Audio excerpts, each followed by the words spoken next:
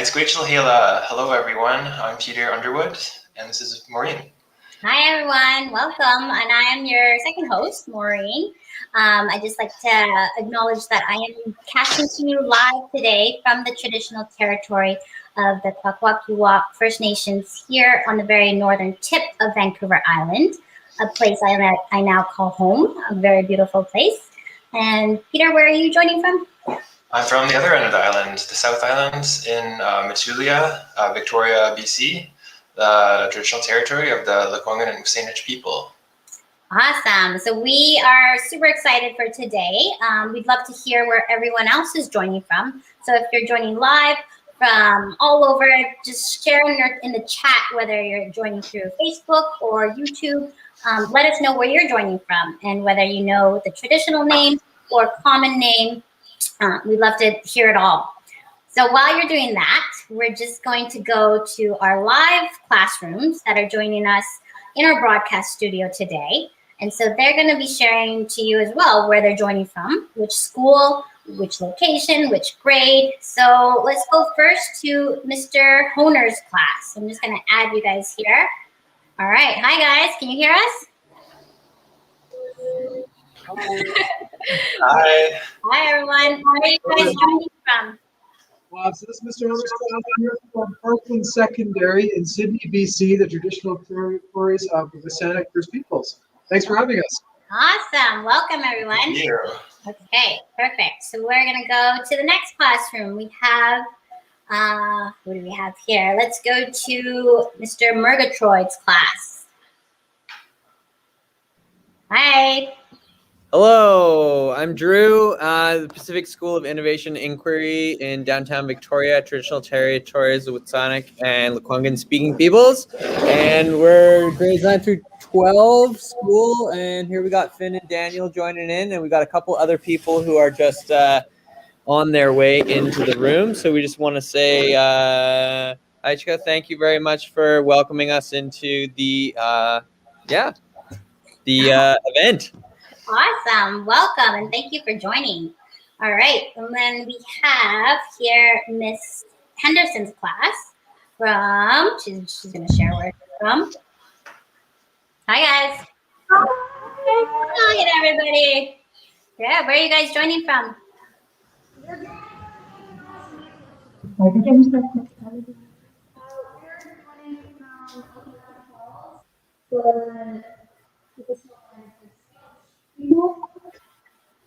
Ooh, it's kind of hard to hear. Oh, I heard Okanagan Falls. I heard Okanagan Falls. So you guys are from Okanagan Falls, the traditional land of the Salish people.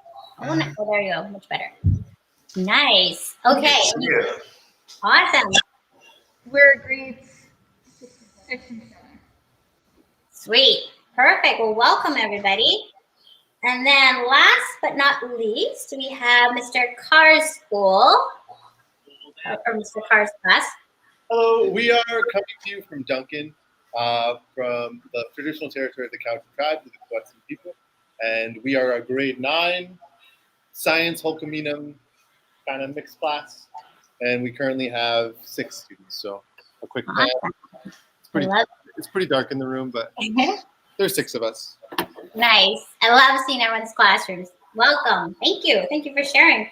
So I'm glad that all of you could join today. So we're really excited because this is our very first episode in season 2 of Coastal Insights. And so season 1, we had a blast learning alongside everybody. So we decided to do it again.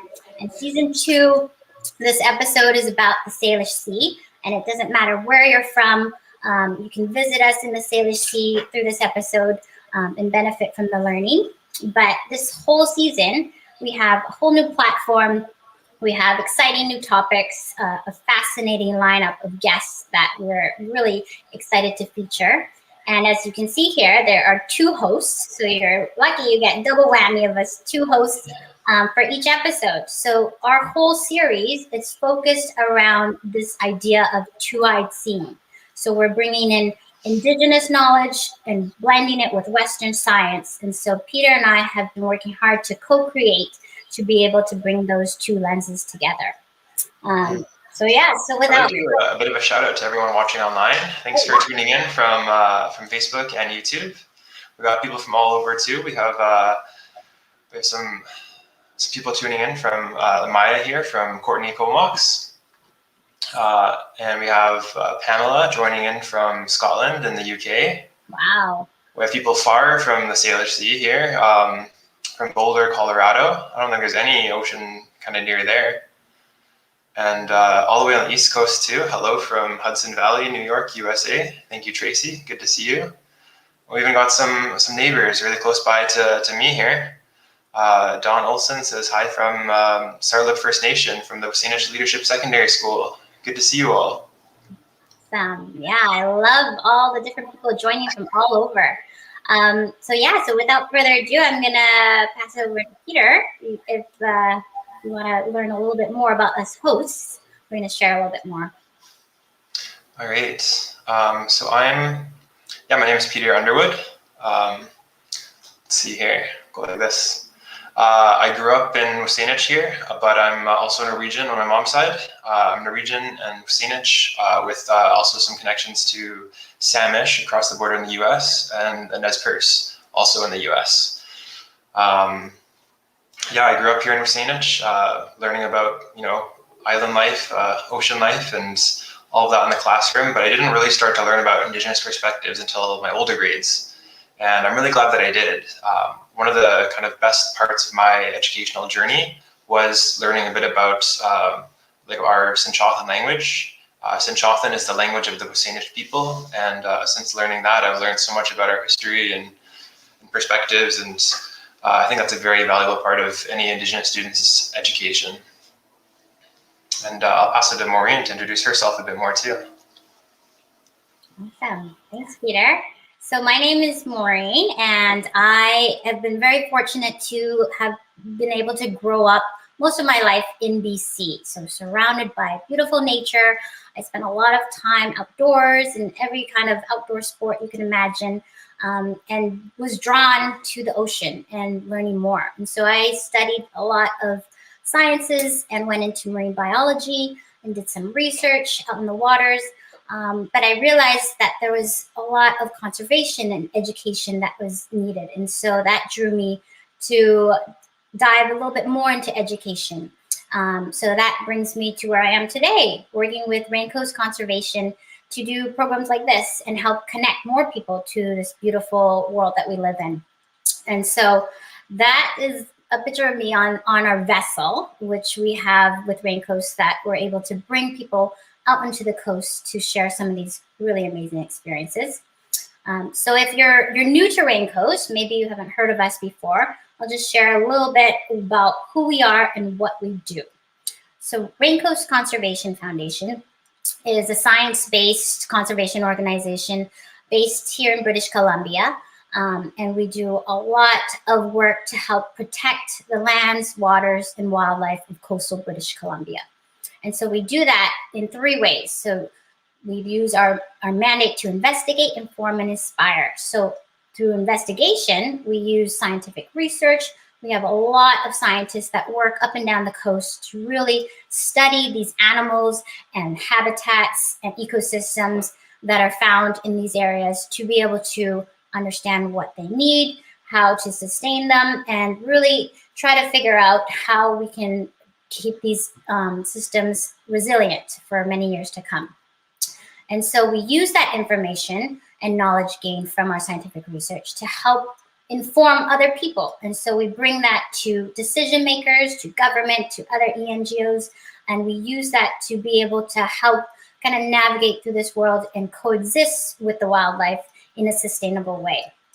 And then lastly, we love to inspire here at Raincoast. And so through programs like this, where we get to engage people and educate people on some of these issues and iconic species of the coast, we really want to inspire action for people to help protect the wildlife and their habitats. So this is a picture of us. Oops, sorry, we'll go back one. So this is actually a picture, if you look here, of us and a school group that we've done in the past, going out in the water. This is pre-COVID times, but we've been visited by some really amazing visitors out in the water. So if you can see there, those two marine mammals, they look like killer whales, but they're actually little porpoises. But when you have experiences like this, it's quite transformative, and you really look at the world in different ways and connect. And so, yeah, so one of the main things with Raincoast is really recognizing and acknowledging the different ways that people learn and understand. And so looking at this next picture, okay, I want everyone to really examine this picture closely and pretend that you are one of these people in the image that is trying to figure out what you're looking at, okay? So imagine all these people are blindfolded, so they don't know what they're looking at, but they're using other ways of learning. So maybe they're using their sense of smell or touch or sound, but they're coming all at different angles, and they only see a small piece of this puzzle. And so it's only when we bring all these people together that you can really try to fill in those gaps and put those missing pieces together and create a bigger picture of what you're actually looking at. So if all these people shared what they were seeing and drew this picture together, maybe they'd be able to figure out, oh, I'm looking at a big elephant. So that brings us to how we're gonna learn in all of these lessons. So through this concept of two-eyed seeing, that's gonna help us navigate everything that we're gonna learn about. So this is a term that's coined by Mi'kmaq elder Albert Marshall, and he's going to be actually one of our guests in our next episode. But this principle is basically blending the strengths of Indigenous knowledge, so using Indigenous knowledge, and then combining that with traditional or contemporary science, and then together, if you fit those two pieces of the puzzle together, you have this better image of the world and how to navigate. So by learning to use both eyes together, you can really benefit seeing the natural world in a different way. All right, so for this next little section, I'm just gonna go to some of the classrooms maybe and ask some of the ways that you learn something. So if you think about the different ways, and this is open to everyone, you can feel free to join in the chat as well. Can you share with us how you would learn something? So maybe it's different depending on whether you're in a classroom or outdoors. But maybe I don't want to put anyone on the spot. And, I want to encourage people to think too about how, like, who they're learning from and what kind of context they're learning in. Learning is more than just the classroom too. Like, does anyone else in your life and your family or anyone that you know teach you things? How do you learn from them? I'm gonna go to Okanagan Falls. Actually, I'm gonna put you guys on the spot. All right, so do you guys have any ways that you want to share how you guys like to learn?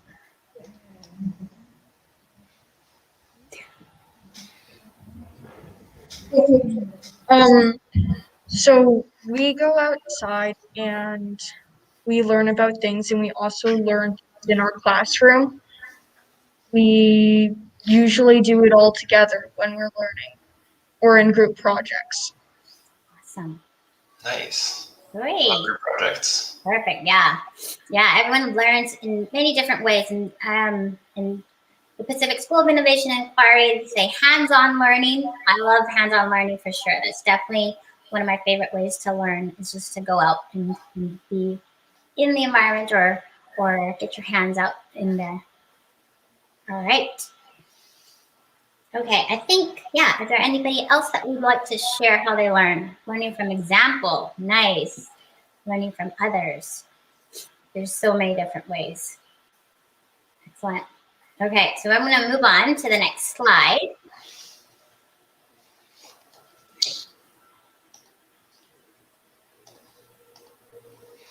Okay, so we're just gonna get started now. So now we know a little bit about our framework of how we're going to look at some of these things. But I'm gonna do a little test with you guys, okay? So it's true or false and it's about the Salish Sea. So the first question, and this I'm going to get our live classrooms to try and come up with their answer. The Salish Sea is located only in Canada. So this is kind of testing your knowledge of the Salish Sea. So it's okay if you don't know. You can always take a guess. You have 50-50 chance.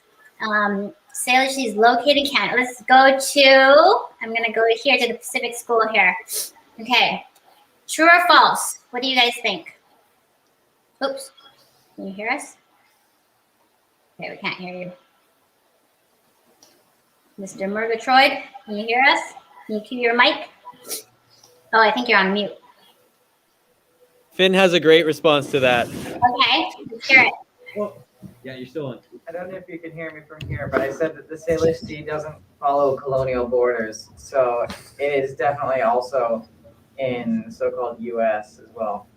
Excellent. I Great love it. answer. Perfect. Yeah, that's right. You're absolutely correct. So it's not, there's no, there is certain outlines, but it is located all across the border. So from Canada to US, it's considered both. Okay, so next question. Let's see. Okay, the name Salish Sea reflects the Indigenous people of the area. True or false? Oh, I see Okanagan has their hands up. Okay, I'm going to add you guys. What do you think? True or false? And true? You guys say true? That is correct. Yeah, it is true. So the term actually first started in 1988, but it was basically brought to make people aware of the area and the original inhabitants of the area. Okay, next question, true or false? Okay, seas and oceans are the same. Let's see, any classrooms want to try to take a guess? Feel free to raise your hand so I can see. So I can just kind of pick on you. I think is it Mr. Carr? Do you want to try? Sure. We had a student who said false. We think they're different. Okay, you're right. Kind of almost like a trick question, but seas and oceans, though there is a difference. When you hear the word seas, often it refers to the waters that are bordered by land. And so usually that's the closest to land. And then the ocean is more so the open, kind of wide open ocean that you think of. So that's kind of the difference. So it's technically it's the same waters, but slightly different. Okay, and last true or false question. See if you guys can answer along. There are no major cities found around the Salish Sea. What does everyone think? True or false? Okay. Let's go to Mr. Honors, actually. We haven't touched Mr. Honors. What do you guys think? Oh, This is false. False? Okay, you're right. You're right. So there are some major cities. Vancouver, for example, Seattle. So we'll go to that. So you guys did excellent. You guys are really good on your little true or false on the Salish Sea. So let's go to the map just to confirm some of these. So this is a map of the Salish Sea. So everything highlighted kind of represents the waters of the Salish Sea. And so as you mentioned, the classrooms, it does not have borders between Canada and US, so it crosses those borders. So it starts from kind of middle Vancouver Island area all the way down to Washington State. And there's three main bodies of water that make up this area. So we have the Strait of Georgia.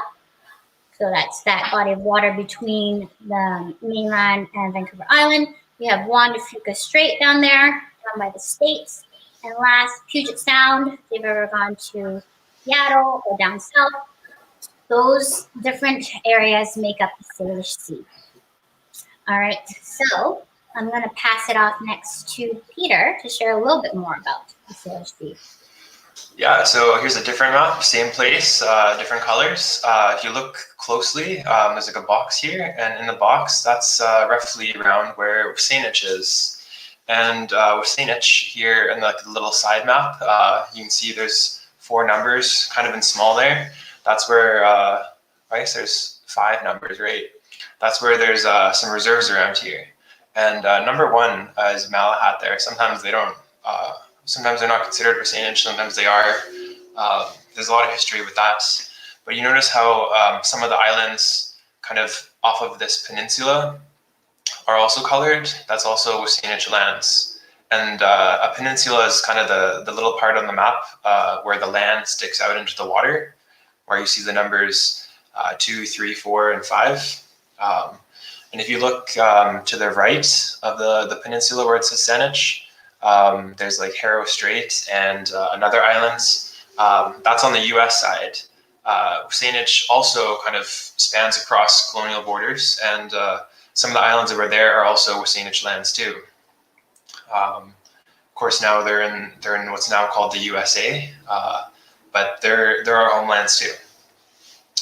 And yeah, you kind of see we're kind of in the heart of the Salish Sea in a way, really close to the Strait of Georgia, and even like the Olympic Peninsula. If you see at the bottom of the map, where it says Port Angeles and Noah Bay, that's the part that sticks out. That's a peninsula too, the Olympic Peninsula in the U.S. We're kind of right in the middle of it all, and I'll get a bit more to that later on.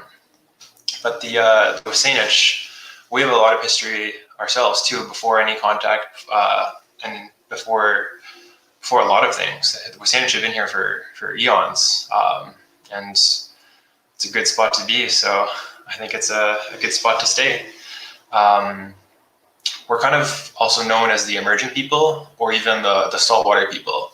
We've been called the saltwater people because there's no major, like Great Lakes or huge rivers to really get our food from. So we've relied on the ocean as a food source and as transportation. With this much not open ocean, but with this much, ocean accessible to us, it's really easy to get around on a canoe. And like nowadays, things have kind of changed how connected we are to places. Like I myself am less connected to the islands than my ancestors would be, because for me to get to the islands, I would need to take a ferry, and with all those expenses and bringing a car, maybe not. It's a lot different than just getting somewhere with canoe, and some kind of ways to get around are just like hopping into a canoe and going across the water. Like if I were to go from the Salish Peninsula to Malahide now, I'd have to go all the way around by land, but it's really close by water. So yeah, we're called the saltwater people too. But I'm going to tell a bit of a story on kind of the Wasanich origins and how we kind of came to be known as the emerging people. I'm going to tell a story with some images from the book Llywelyn by John Eliot. He illustrated these images. And I've included an image of an arbutus tree here too, because an arbutus tree is a big part of the story. And the arbutus tree's got that nice warm color and has like a very unique bark that peels off. If you're ever around the Salish Sea, look out for these beautiful trees. They're very unique in the way that they kind of twirl around and the way they grow, and how their bark it peels off, and the part underneath is so smooth. But the story takes place in really old times. A lot of stories in Wasanich start by saying the story takes place so long ago. It was when Chaos, our creator, the person who created the earth and the things around us, he walked among us, and he transformed a lot of people into salmon or deer or things that we know today. So the story takes place when the creator walked the earth and was changing many things around us. He would change someone right into a deer. There's a whole other story that I may get to on a later session on that. But back then, the land provided plenty of food, and people had it good. There was lots of deer and fish to catch, and things were going all right. But it wasn't perfect, not for everyone too. There's a time when people started to ignore the teachings that Hales, the creator, was teaching us, and he got upset. He was upset and disappointed, and he said that he was going to send a flood. And before he sent the flood, he gave people a warning. He told people to prepare for the flood and prepare their canoes and get some rope ready. So people did. The people prepared their canoes and filled them with supplies, and and you see cedar rope there, because rope can be made out of cedar bark, and people use that, and it's a really good rope, and it's still used around. I see people using it. And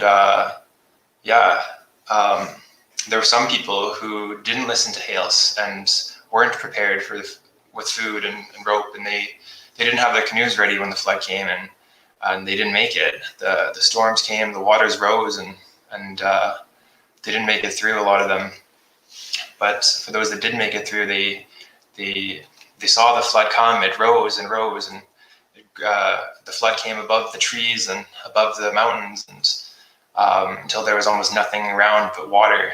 And they were kind of there for a long while, like basically living out of their canoes for some time, when they saw a crow with a twig that told them that there was like some land nearby where like the crow got its twig from. There must have been a tree peeking out from the water somewhere. And then they saw little islands sticking out, which was actually the top of a mountain. Then they said, "Mikonat Wasenich." And for my language teachers that are tuning in, I can see you. Thanks for teaching me some Sinchothan, but I know I still have some pronunciation to work on. But they said, "Look at what is emerging." They saw the top of a mountain, and it looked like an island. And on top of the island, there was an arbutus tree on top. So they went there and they tied their canoes to the tree until the flood receded. And that was like a safe spot for them. They took refuge there. And because they took refuge there, the people said from that day on, the place will be known as the place of refuge, or Llewelnu. They also said that to honor the arbutus tree for saving them, they will not cut down the arbutus tree to burn or to use. The people then called themselves the Wasanich people, the emerging people, because they saw what was emerging after the Great Flood. And they prayed a lot. They prayed for a creator to take pity on them when they were floating on their canoes and when they had got to land. And the creator took pity on the people and said that he would not send a great flood like that again. And I think this kind of storytelling is really important because it teaches our history, but also teaches kind of some values that we have, and some of the values are that we need to listen to our teachers and hold our traditional teachings close to us, because they will help us. And there's a lot of to be learned from these, and I'm really grateful that I have learned from what I have learned from my Sinchothan teachers. And one of my Sinchothan teachers, Stamachleton, here he's saying Quaquailch is the arbutus tree. And I'm going to get to that too later on in the lesson, but thanks for chiming in. And here I've included a picture of some of the islands in the Salish Sea. So for those from Boulder and New York and the UK, this is a bit about what it could look like around here on the Salish Sea on the islands. It doesn't always look like this, of course. This is probably spring, summer, maybe fall. Right now there's a bit of a blizzard going on here. There's no snow sticking, so there's not going to be snowmen yet, but there's a lot of flakes. But I'll let Maureen chime in a bit about the biomes in the area. Awesome. Hi. All right. Perfect. Well, thank you, Peter, for the beautiful story. So yeah, we are in a very special place in the world. So this is actually a picture of the whole world and looking at different biomes. So a biome is an area that's characterized by specific plants, specific animals, specific soil and climate. And so those specific conditions create different biomes. And so all those colors that you see throughout the world and the map show all the different types of biomes that exist. And so we have wetlands, deserts, mountains, temperate rainforests. And so for example, let's take a little trip virtually, because that's the only way we can do it now. But let's go to Hawaii. And so I know everyone's been dreaming of going to Hawaii. I know it comes up every 5 minutes in my head. But if you do go to Hawaii, or if you have been fortunate enough to have gone to Hawaii, you'll notice it's very warm, very tropical types of temperature. And with that, you'll probably get lots of tropical plants. And so tropical trees, and maybe you'll see a sea turtle and nice blue water or green water. So that is an example of a type of biome in the world. Let's say we go all the way across here now, we go visit Egypt. And Egypt is in that orangey colored zone, which is a desert. And so if you think about a desert, it's very dry and arid, likely not a lot of plants or plants adapted to this type of temperature. So cacti, maybe you might see a camel. So that's a very specific type of biome. So let's go finally all the way down to Antarctica. If you go to Antarctica, it's all white there, that polar region, and lots of snow, very, very cold. You probably won't see a lot of plants, but you might see animals like penguins. And so these are just examples of throughout the world, different biomes that exist. So we're gonna refocus here on BC. So that circle area, all the way up there is BC, and that is a type of biome. It's harder to see there, but it's called a coastal temperate rainforest. So all throughout the coast of BC, you see that green coloring. That represents a biome called the coastal temperate rainforest. And we are all living in a rainforest here in BC. And so I'm just gonna go to the next slide. So these temperate rainforests kind of arrive in this way. So we're beside the ocean. And the ocean, the Pacific Ocean, has some warm currents coming from different parts of the world. And that current allows us to, on the coast, to have moist, kind of warm air. And so that warm air rises from the coast, goes up, hot air rises, and condenses into clouds. So we get lots of moisture building up in these clouds, and when they can't hold anymore, it comes down as a lot of precipitation. So if those of you who are joining us from the coast, you know we get a lot of rain, particularly in the wintertime. And so that rain, if you want to go back to this one, sorry, Peter. So that rain brings down tons of moisture and lots of potential for growth and greenery. So all along that left side of the mountain is all green. And then at the very top, you get snow because it's very cold, so it doesn't turn to rain, it's snow. So if you ever go to Whistler or any of the mountains, you see the white snow. And then anything on the right side of the screen, all that moisture has been dropped on the one side of the mountain, and everything is quite dry on the other side. So that's called a rain shadow. So everybody joining us from the Gulf Islands, you guys are lucky because you're in a rain shadow, which has drier conditions than the rest of BC. But yeah, the next slide is an example of this beautiful temperate rainforest that we all live in here on the coast. And so maybe a lot of you and those joining from different places, you've probably heard a lot about tropical rainforest. That's kind of a very familiar one where you think about really humid and moist and hot temperatures, maybe cool species like different snakes or toucans. But here on the coast in BC, we live in a temperate rainforest. And so just the word temperate indicates that it's not too hot, it's not too cold, it's kind of in between. It's mild, but we got lots of great diversity of animals and plants that exist in this temperate rainforest. So, kind of like Goldilocks then. yeah, perfect. Perfect place to live. All right, so I'm just gonna show this one quick map. So this map basically is an image of the Gulf Islands. So it's near the Gulf Islands, and you'll notice names like Stewart Island or Portland Island.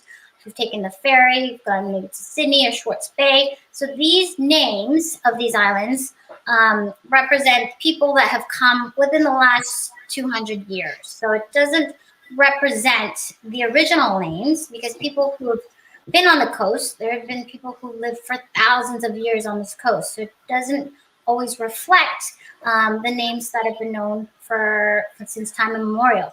And so I'm going to pass it over to Peter to share a little bit more about place names and the significance of that. Yeah, there's a lot of history in the name itself sometimes for places, like how in the story I just told, our mountain is called Theolnu, and that place is was kind of like, because of colonization, has been renamed to, what is it called? John Dean Park, Mount Newton. So it was given that name for a bit, but recently, because of a lot of Saanich efforts, it's also been kind of reclaimed and renamed back to its original name of Llaeolnw. So Llaeolnw has, on the signs there now, has both names, the English name named after some guy named Newton, I'm guessing, Mount Newton, and Llaeolnw, which comes from the storage tolls. So if you ever go there, now you know a bit about the story. But there's a lot of power in like knowledge and kind of place names too. I'm going to highlight a couple more.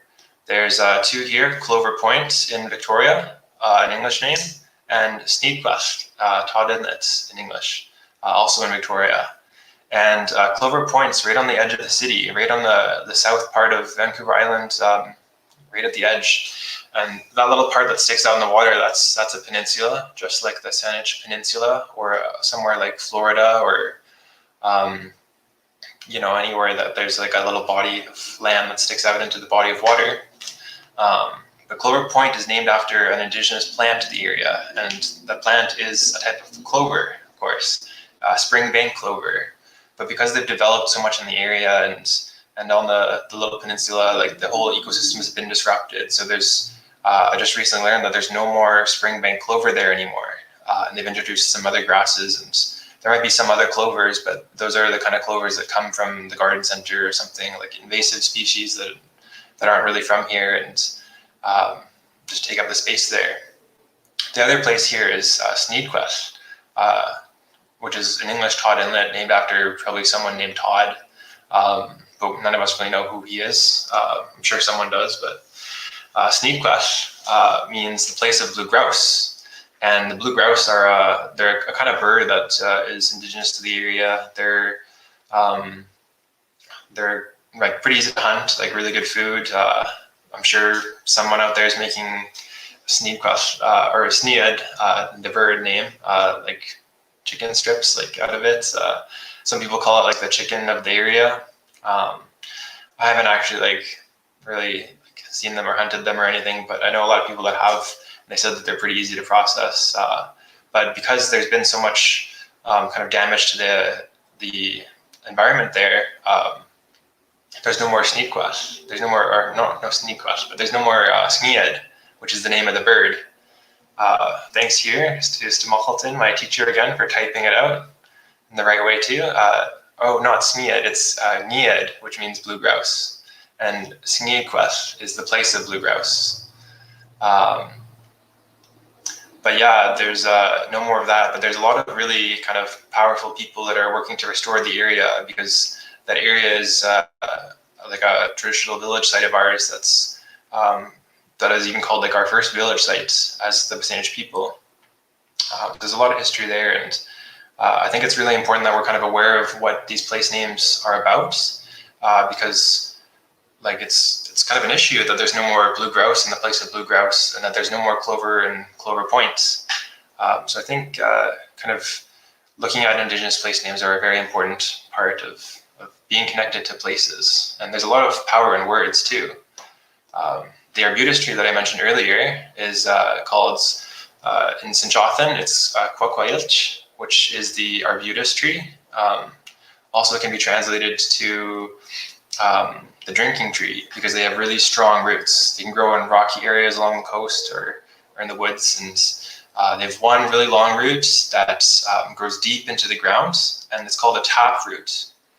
So in biology, they would call it a tap root, because it taps into the ground and kind of digs its way in until it reaches water, and it'll go really, really deep until it hits somewhere in the ground where it's wet, and it'll kind of use that root as a straw to drink up from the earth.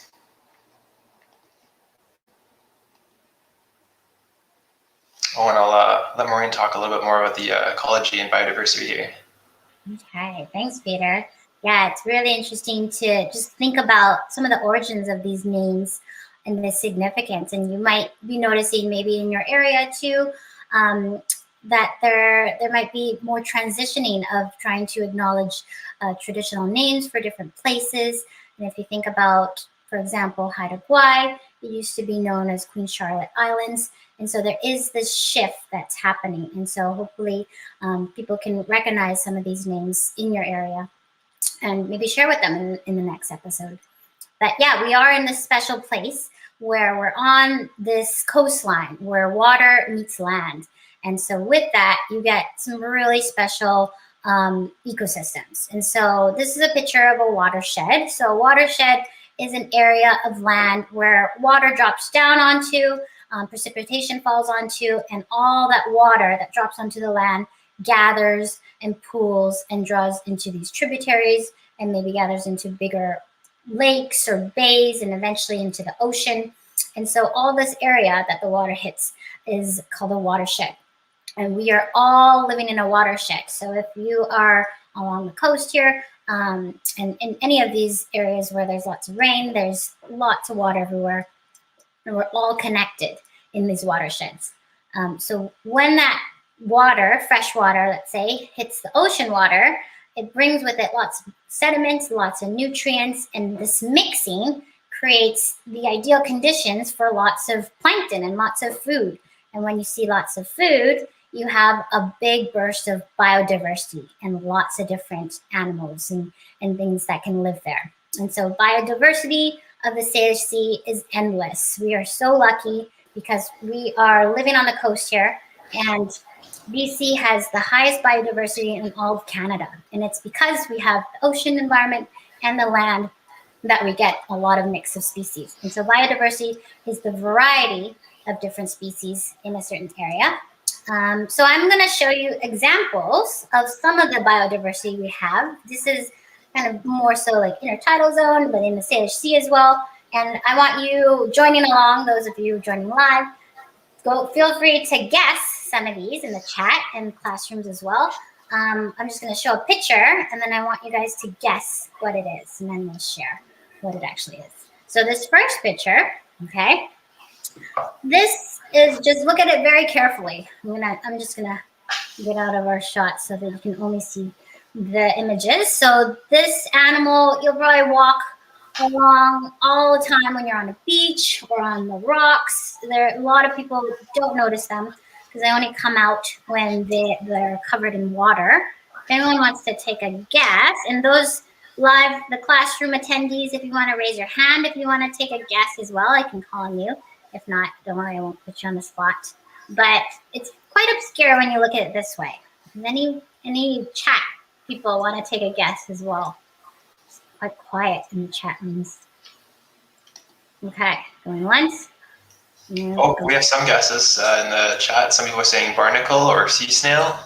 Oh, I'm not seeing that. Okay, yeah, that's right. So there is the correct answer in there. It's the barnacle. So a lot of people don't even think of a barnacle looking like this. They just see kind of white circles.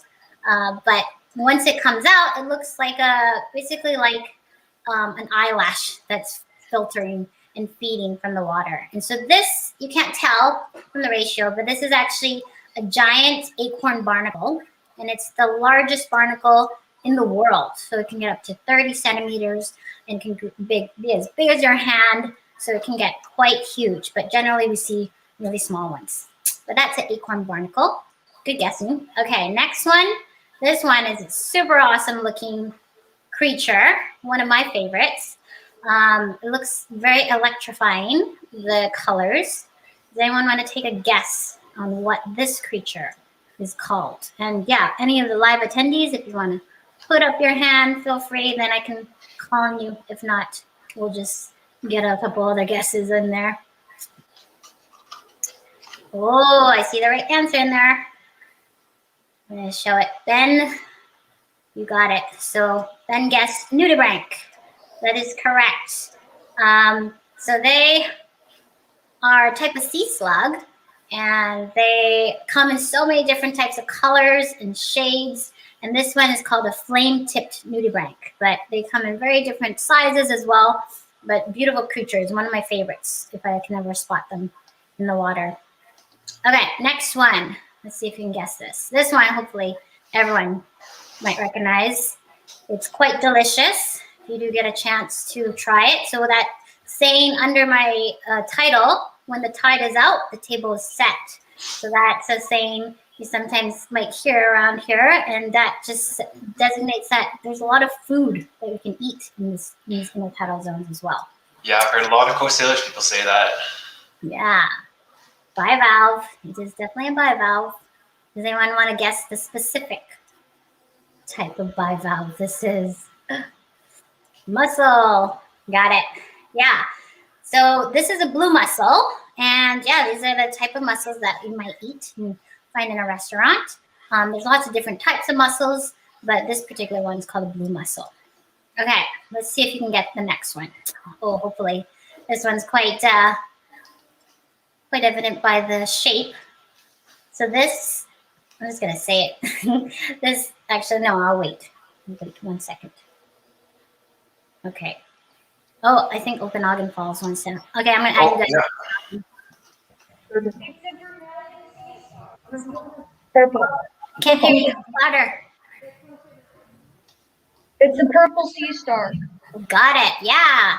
So it's a purple sea star, and hopefully you've seen one before. So if you do walk on the coast here, in low tide, you might be able to see a couple, and all joining together, maybe different colors. But yeah, they're pretty common on our coast here. Okay, next one. What is this one? This one might be a little bit trickier. You have to really know your fish species. Kind of looks a little bit camouflaged.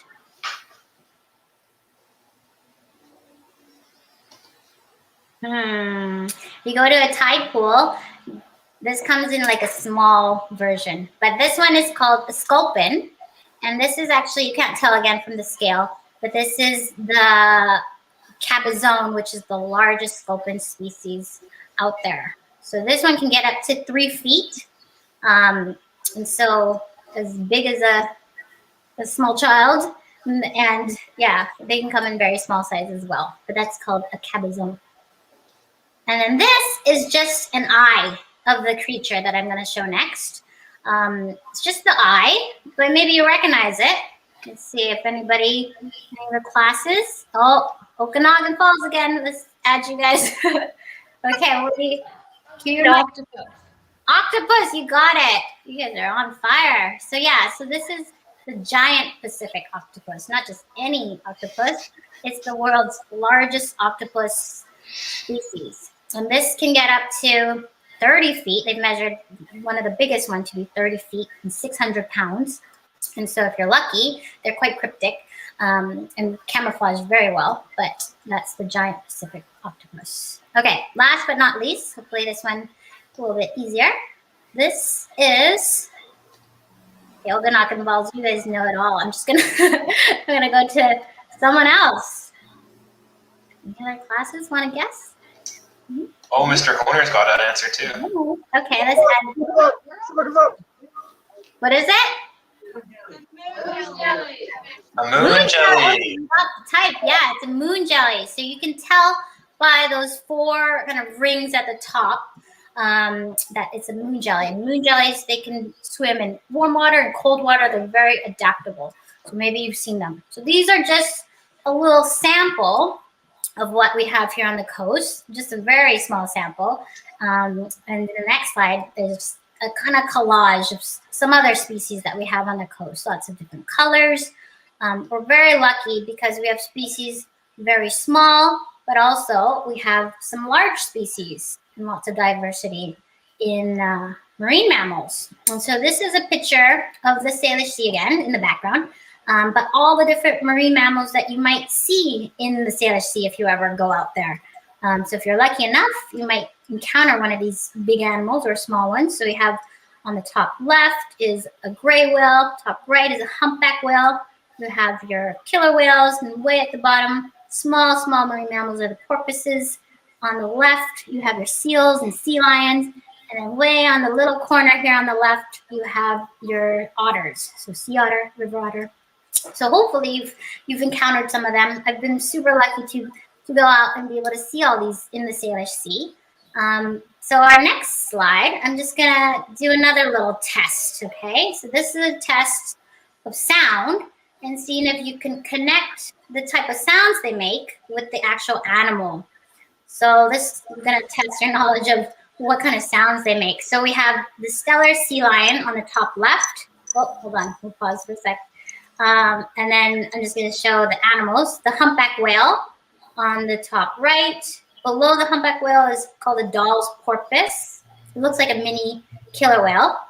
And then the very last one in the left corner is the Pacific white-sided dolphin. It's the only dolphin species we have. So for this, I need everyone to be very quiet so you can hear, and just make sure your speakers are up and try to guess the sound.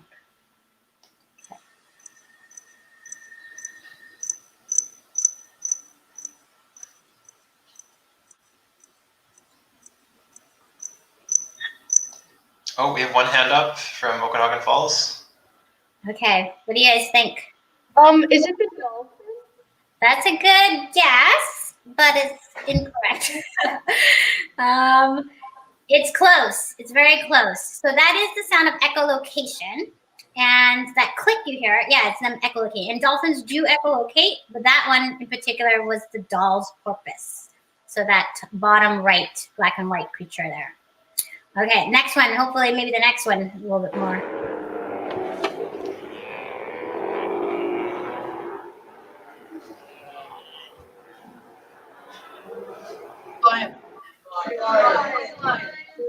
Whoa, hold on. What did you guys say?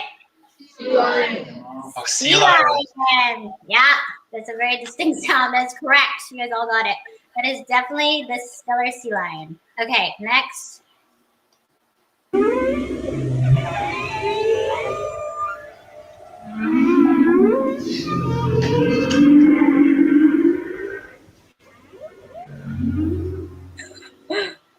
What is that?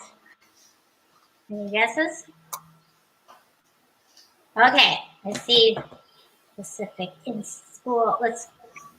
Whale. Yes, you got it. It's the humpback whale. Okay, and then the last one's obvious because there's only one more. Let's play it.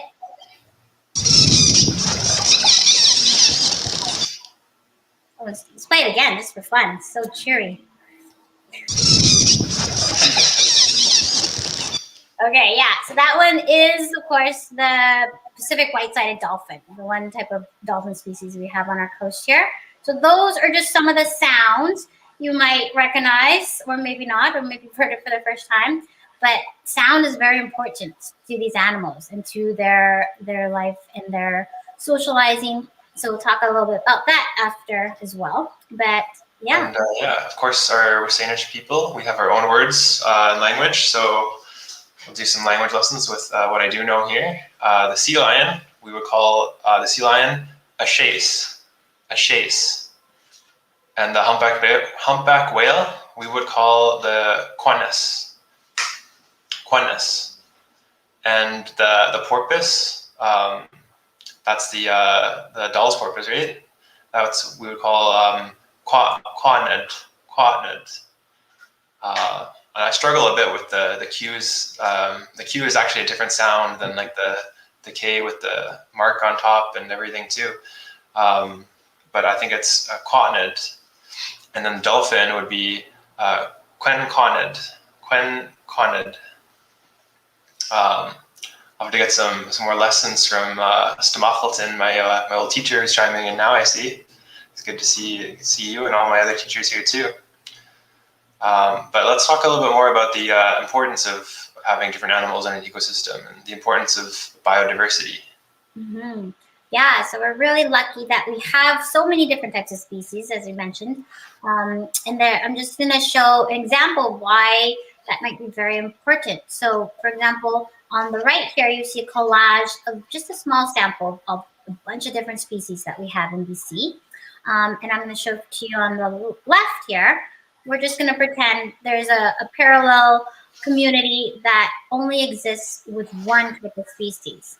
Okay, so let's say that's herring. So in one population or one community, there's lots of different species, and then there's only one. And let's say something changed in their environment. Maybe the temperature is changing, it's getting warmer or colder. or there's a new bacteria that's introduced or a new fungus that certain species are not able to fight off. And so let's say if something was introduced to the population on the right or the left, and they weren't able to fight it off, let's say maybe it's a new bacteria or fungus that infects them, what do you think would happen to that one species if this new threat was introduced? Anyone want to share? Have a think about that. You open all them I think I saw that. What do you think? Okay, Representative, what do you think would happen? They would either adapt or they would go out. They would either adapt or die out. Yeah, that's really good. Yeah, so that's exactly it. So if there are, if for example, the species could not adapt, they would die out. So maybe that population would collapse. But if there were mutations, let's say, within those species and some were able to survive, and those were the ones that would continue on and replenish the population, then those would be able to move on and move forward. But on the right side, you notice a lot of the other species might not be affected. And so that basically helps continue the ecosystem and the health of the different populations. Okay. And in this slide, we can see there's a lot of biodiversity here. This image here with all these plants and animals, this is actually a calendar. It's the calendar of the Salish people displayed in an artistic way. And this kind of calendar doesn't work the same way that your standard Gregorian Monday to Sunday kind of calendar would work. This calendar is based off of the 13 moons of the year. So that means that there's 13 moons or lunations in a full calendar. So like that, so like a moon cycle is from when it goes from like a sliver of a moon, like you'd see in like Shrek or something, to like a half moon, 3/4 moon, all the way to a full moon, and then back as it shrinks again to a new moon, which is when there's almost no moon in the sky. So the moon cycles between that cycle 13 times in a year. And you see this image, it's split up kind of like a pie or a pizza would be. It's separated by these branches in this image. You can zoom in a bit too. Let's see. So in this image, you can see on the top, there's some Sanchothan words like siset, ngingana, waches, paksising, and those all have their own English kind of translations, like January, February, March. They don't line up perfectly, of course, but they all have their own meanings. So like tonight, I think, is the last night of, what are we in? Siset, the elder moon. So tonight's actually a pretty exciting night because it's the last day of our year, and we're going into a new Lunar New Year coming up this week. So then we'll be starting the new moon of Nyingina, the moon of the childs, the first of the year. But this calendar has a lot of teachings in it too. You can see in the summer months here, there's Chinthaki and Chinhanan, Chinthewin, and those are named after these salmon. You see here the sockeye is called the Thaki, and Chum is Kwalu, and there's a month, a moon called Chen Kwalu, that's September, and that's the moon of the salmon returning. See here, yeah, Happy New Year, everyone, tomorrow. Mm-hmm. Exciting stuff. But if we look at here on the image, we see ocean spray. And ocean spray is it's a flower that comes out at a certain time of year, and it blooms like this. It's in the woods usually, but when Salish people see ocean spray, that can be an indicator that it's time to go fishing. But because of climate change, the ocean spray is blooming earlier and earlier in the year. So it's breaking the pattern that this calendar is based off of. This calendar has followed the cycle for thousands of years, but now climate change is starting to affect when the ocean spray comes out. So the pattern's being changed, and that's kind of a threat to our area, to the Salish Sea. I'll pass it over to Maureen to talk a little bit more about it. Yeah, so we're just finishing up. So if you do, I'm sorry, it is running on 1 hour here, but we are very close to the end. We had to fit lots this today, but we're just gonna finish up by sharing a little bit more. So the threats to the Salish Sea, I'm just gonna list a couple, and we're gonna delve more into them in the following episodes. But a lot is changing with the climate. So different temperatures, it's changing different ecosystems. Development, so as we mentioned, there's some major cities and ports in and around the Salish Sea, which brings in lots of boats and lots of different things with that. Pollutants, because there are major cities, lots of things are going into our ocean, as well as the boat traffic that is running throughout them. And then there's lots of noise. So all these giant vessels that run through our water create tons of noise. And as you heard earlier, noise and sound is really important to some of these animals for communication and finding food and socializing. And last but not least, food. There's lots of food out there in the Salish Sea, but everyone loves these different sea creatures to eat, but it's not always available for everyone. And so food availability is another factor to think about moving forward. Okay, so that is pretty much the end of our presentation. And with this, I'm just going to put out a student challenge for any groups that would like to participate. We're going to put out a student challenge for schools and classrooms where I'm going to put out a challenge where you can think of a question or a topic that you want to highlight. And through that, I want you to share with us in some way. And this is basically at the end of the year, we're going to do a big call out for projects.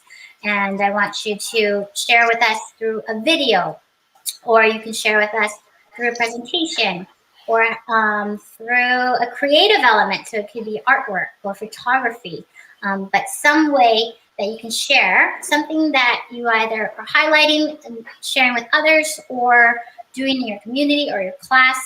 And this is going to be showcased at the end of the year in our virtual event, where we'll bring lots of people together and hopefully showcase some really amazing projects. And you get a chance to win some really cool prizes. So we have some really awesome prizes from Holly Hansen. They've donated some different prize packages for us. But yeah, you get a chance to win some really cool prizes. So this is for you in your classrooms.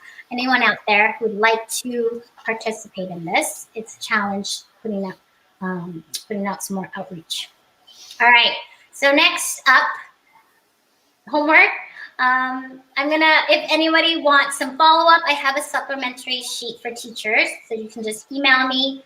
Let me check here. If you want to email me, Maureen at raincoast.org, I can share with you that.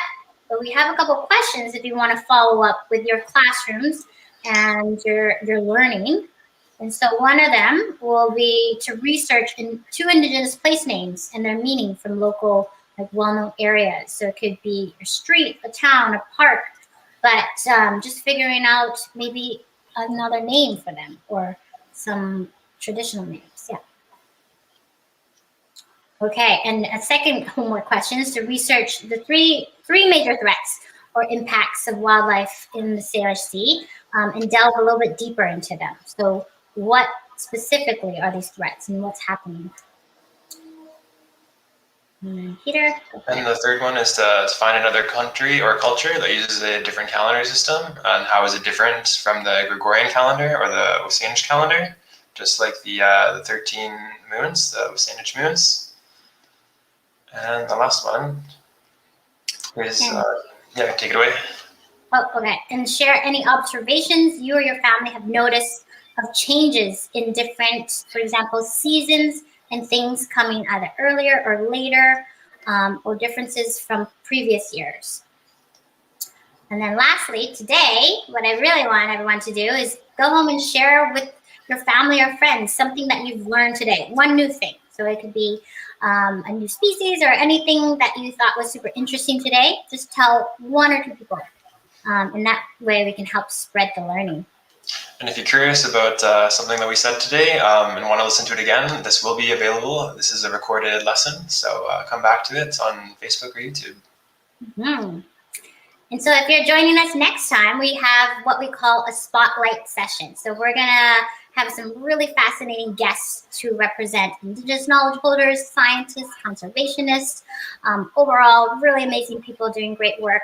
And so next time we have the pleasure of welcoming Elder Albert Marshall, who actually coined the term two-eyed seeing. And we have scientist Andrea Jane Reed, who is an assistant professor of Indigenous Fisheries with the Institute of Oceans and Fisheries, UBC. And she uses a lot of scientific research with two-eyed seeing, so she can help share some of her stories with us. But yeah, that is the end of our presentation. I know we're running a little bit over because we had to fit in lots for this first episode. But if you do have any questions, feel free to ask us now or email us. And if you have to hop off, that's totally cool as well. But we just want to say thank you again for joining us today. And hopefully you will join next time. But yeah, I might take any, if there are any questions, we can go ahead and take some. If you have any questions, we can come back to them. Let's do a little bit of a shout out first while you're typing your questions to all the sponsors. Yeah, I mean, we wouldn't have been able to do this without the help of our supporters out there. So thank you to all of our sponsors and supporters who make this possible. And feel free to share this with anybody that you think would be interested, because we have tons of great episodes coming up ahead of you and lots of great guests. So thanks again. Haishkahela, thank you everyone for joining us. Thank you, and hope to see you next time. All right, we're just gonna leave now, but if you do have questions, feel free to email us. Thanks again. Bye, everyone. Hayekwa.